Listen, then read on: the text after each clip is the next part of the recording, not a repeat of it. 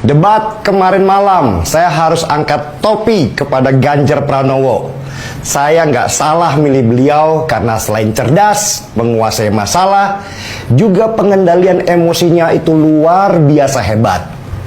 Ketika Anies dan Prabowo itu saling hajar dalam debat ketiga kemarin malam, Ganjar sama sekali tidak terpancing untuk ikut-ikutan menyerang. Dia tetap fokus pada datanya, tetap fokus pada temanya, dan dengan mudah menjawab pertanyaan lawan debatnya. Bahkan sampai Prabowo akhirnya harus setuju dengan jawaban Ganjar dan gak bisa membantah.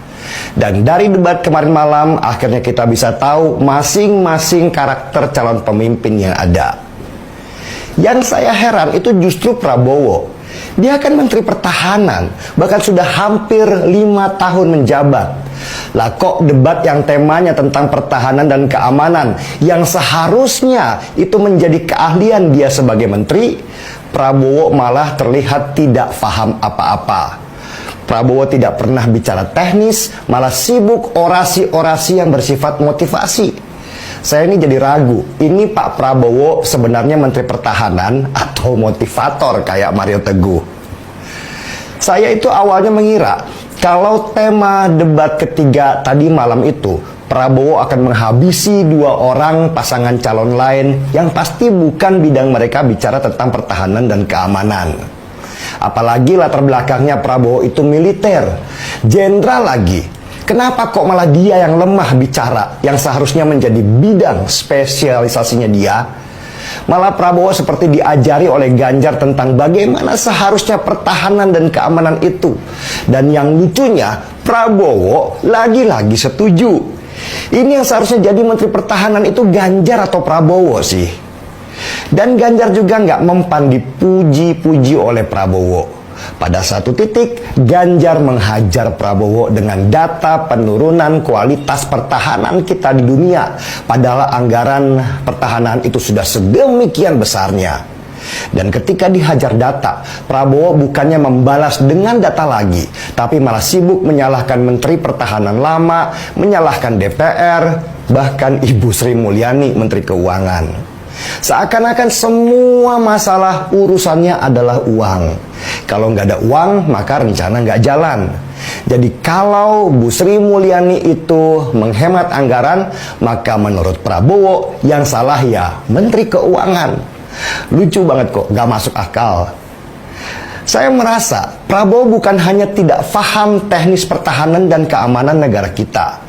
Dia juga sudah teralihkan dengan emosi yang tinggi karena terus-menerus dihajar oleh Anies Baswedan.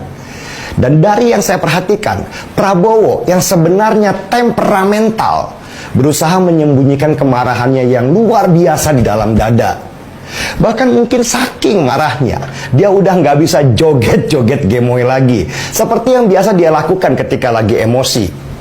Kali ini Prabowo mati kutu, tenggelam dalam emosi yang meluap di dadanya. Bahkan sesudah selesai debat, Prabowo itu langsung pergi dan gak mau salaman dengan Anies Baswedan. Anies benar-benar sudah menyentuh titik yang tepat untuk membangkitkan emosi Prabowo, sehingga mengganggu konsentrasi dia dan membuatnya jatuh terpuruk dalam debat tadi malam. Saya suka sih dengan serangan-serangan Anies tadi malam yang menghunjam jantungnya Prabowo. Serangan itu membuat debat tadi malam menjadi serunya luar biasa. Dan saya yakin yang nonton debat ini itu pasti jutaan orang di seluruh Indonesia. Karena model debat seru begini hanya ada 5 tahun sekali. Tetapi karena sibuk menyerang Prabowo, Anies sendiri lupa substansi masalah di tema debat tadi malam. Dia malah sibuk membahas etika yang sebenarnya juga nggak matching dengan tema debat. Anies terlalu asik menyerang sehingga lupa membawa data apapun dalam menyampaikan gagasan dia. Dan disinilah Ganjar Pranowo mengambil keuntungan besar. Dengan pintar, dia memainkan ritme debat dan menguasai panggung dengan elegan. Ganjar tampak menguasai masalah dan gak salah banyak orang bilang kalau debat tadi malam Ganjar adalah man of the match-nya atau pemain terbaik di dalam pertandingan. Menonton debat malam itu membuat saya bangga sendiri bahwa saya tidak salah memilih orang, calon pemimpin yang karakternya tenang dan pintar. Hebat Pak Ganjar, Top Gun, dan omon-omon saya harus angkat secangkir kopi untuk Bapak.